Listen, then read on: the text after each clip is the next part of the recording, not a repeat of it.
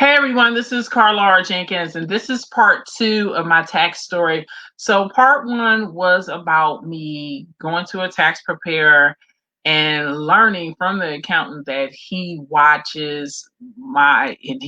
reads and watches my LinkedIn profile videos. This is part two. So, part two is about the aftermath of what happened.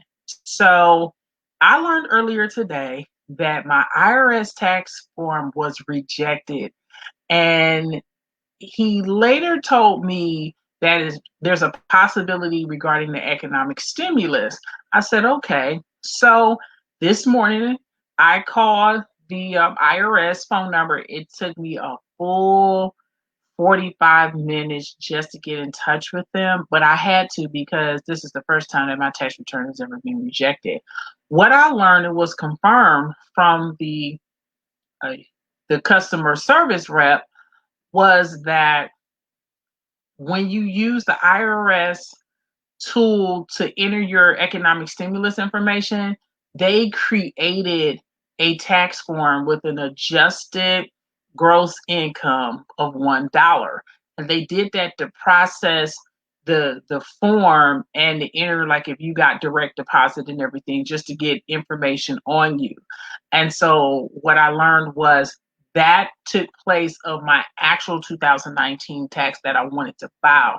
I wanted to bypass the pass this on because if you are filing and it's getting rejected and you received an economic stimulus payment, that could potentially be the reason why it's been rejected for e-file.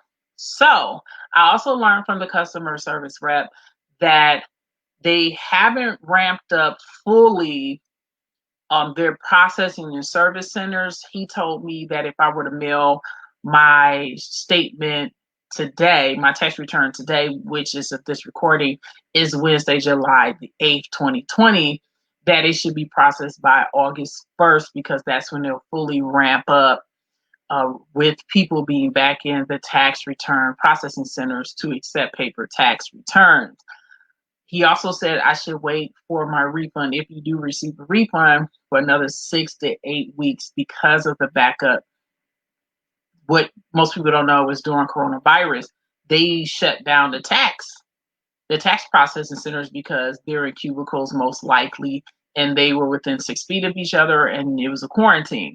Now that they're doing phased reopenings, uh, you should expect them to be at fully staffed by August. But I wanted to pass on that information that if you did use the IRS tool to enter your information and you did receive an economic stimulus payment of $1,200, then it may be in the system that you can't e-file this year, which is 2019 year taxes.